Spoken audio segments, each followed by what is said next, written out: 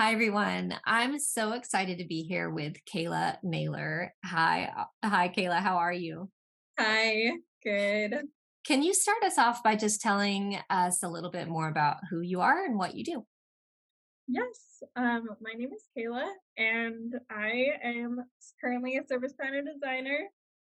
And before that, I was actually a civil engineer, and Mm. I worked in Utah at the Traffic Operations Center working on signal timing. So the traffic signals, I would time out the red, the green, the yellow, everything, and so it was quite exciting.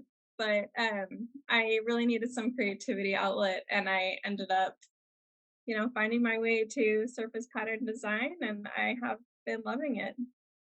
Can you tell us a little bit more about like that moment? I'll never forget the moment that I realized what surface pattern design was, and then I started to get interested in it. So, what was it like when you first, or how did you find out about it first?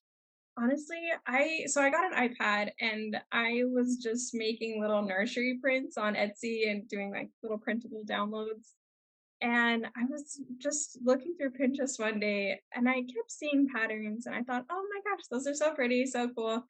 But I think it was some reel or something of someone actually creating it.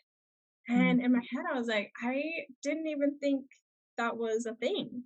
You see Mhm. patterns on fabric and you see it everywhere. And you don't really realize that someone actually put like a seamless print together and that it was actually possible. So my math brain and my art brain, collided and was like, what is this? It is so cool. It is so And cool. from the moment I saw it, I really loved it and I wanted to do it. But honestly, it was hard. Yeah, I talk to us about what it's like to try to get started and what challenges did you Okay. find? It was difficult, honestly, because I had Procreate, and so I looked up YouTube tutorials, Skillshare tutorials about how to do it on Procreate, but I could not envision a pattern and, like, have the little pieces go off the board or the motifs go off, and then they would cut off, and then or if you, like, moved it a little bit and the edges got blurry, and so I was seriously struggling with that, and so I wanted to learn Illustrator. And I actually found one of your Skillshare classes, and that's kind of what really got me into Illustrator. I was like, "Oh my gosh, this is beautiful. I can Mm. do this," and I could not do it. I was like, "I'm missing something here." So that's what led me to immersion.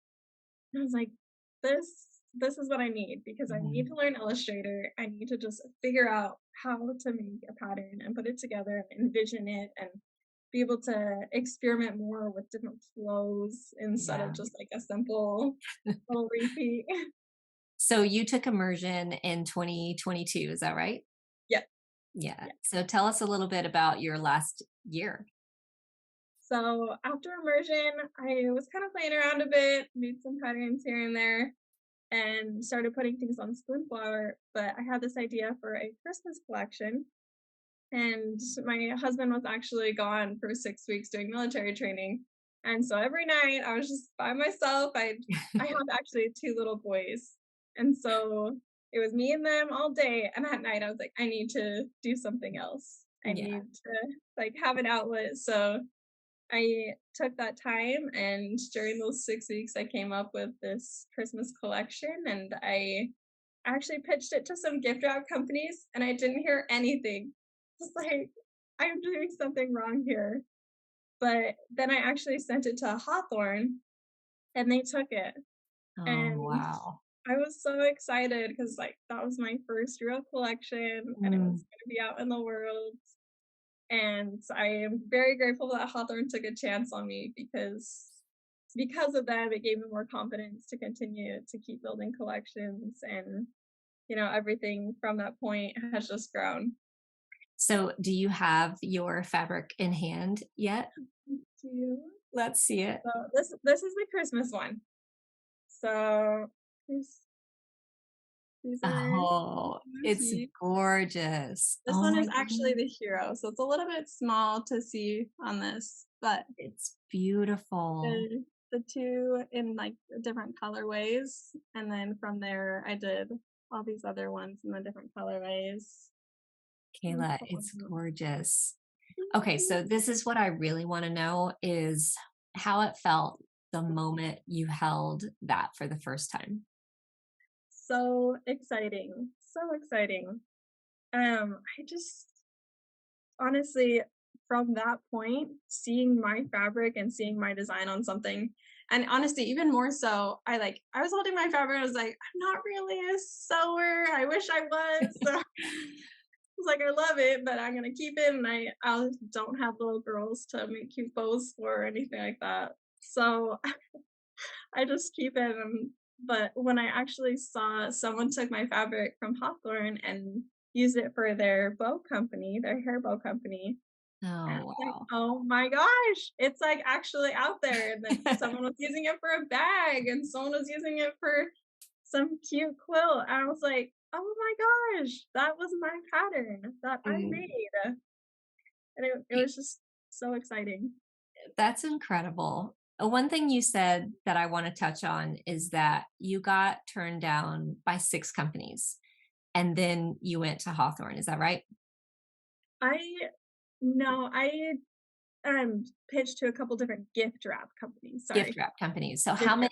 how many gift wrap companies did you pitch to? I would say, like, 3 or 4, and I 3 or heard 4. back from 1, and they said they said, "We're not doing gift wrap for this year's Christmas right now, so we'll look at it next January." Yeah. But, honestly, I haven't heard anything back from them since then. I think a lot of people are afraid of the rejection because it doesn't Yeah, feel great.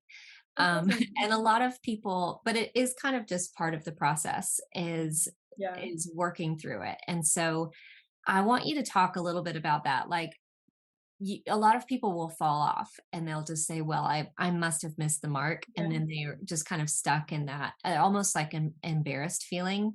And you kept going, which is so vital to reaching yeah, that level of success. So, can you talk a little bit about just your mindset and how it felt yeah. to hear no, but keep going? Yeah. Well, honestly, after I pitched to Hawthorne and got it, I was like, "Oh my gosh, I should pitch this everywhere." And of course, I pitched it to another fabric company, and they were like, "Your design is too similar to someone else's."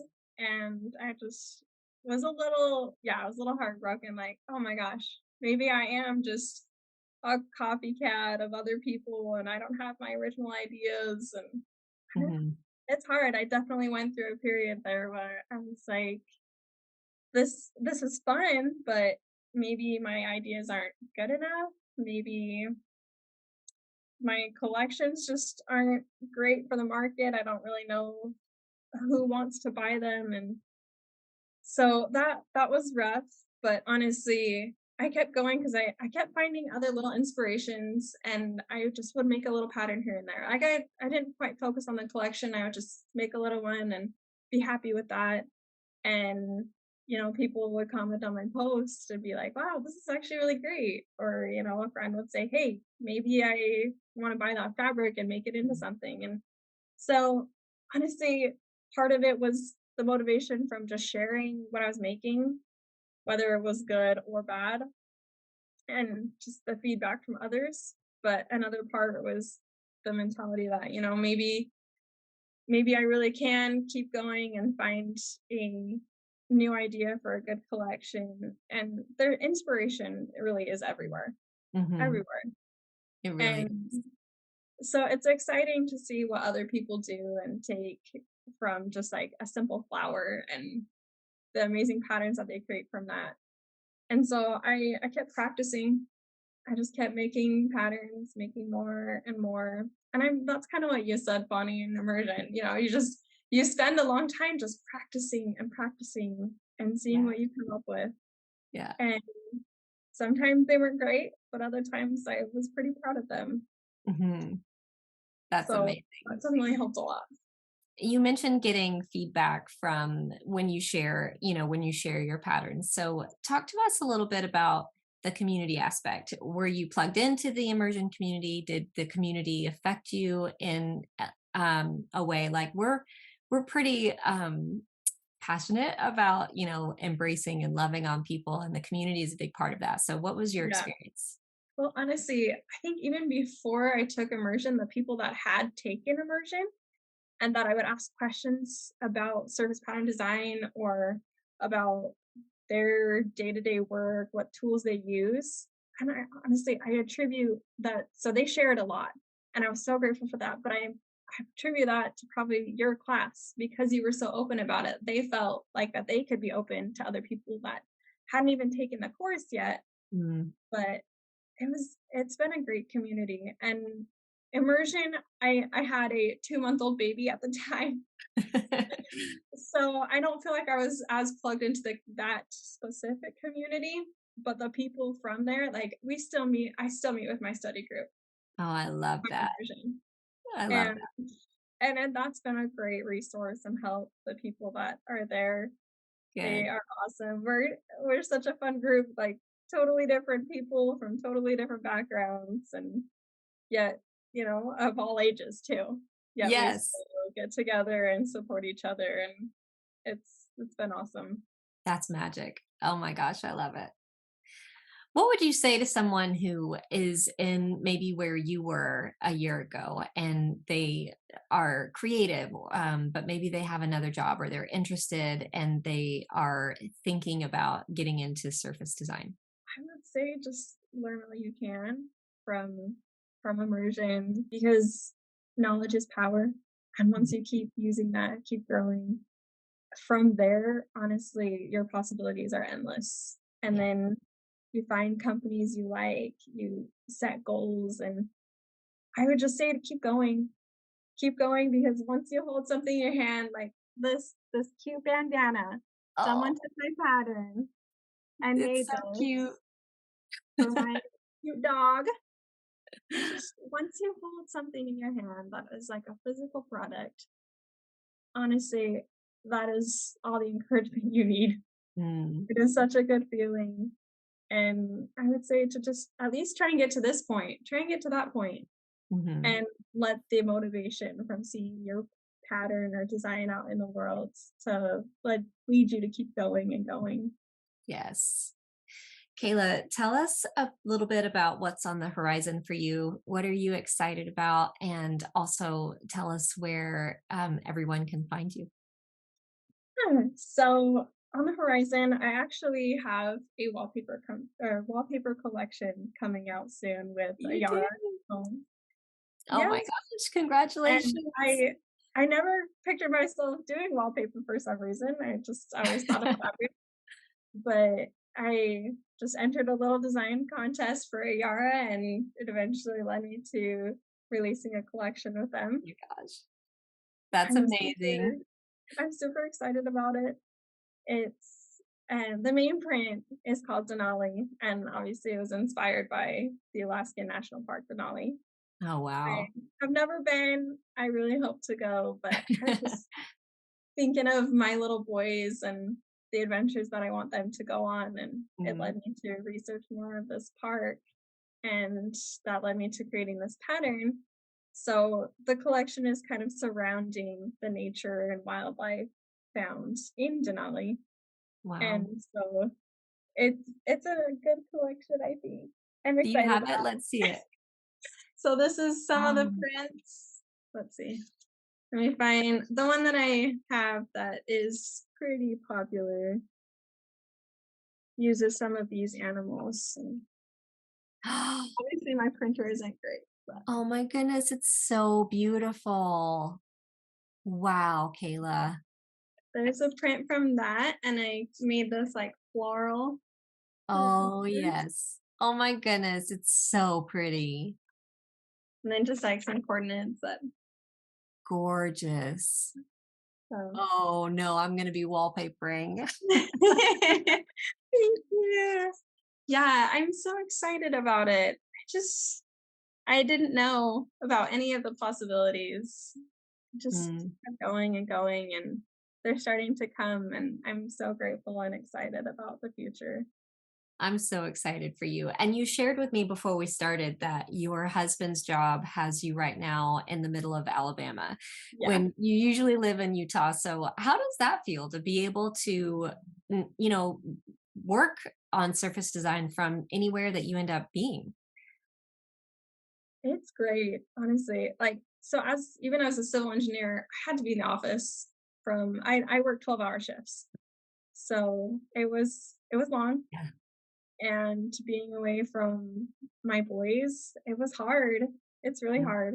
But being able to just design from anywhere, and honestly, I love to go on adventures and go on vacations, and I love the fact that I can take my iPad with me or take, a notebook or anything, get inspiration from somewhere and turn it into something incredible. Yes. So I love the freedom of it. Mhm. Me too.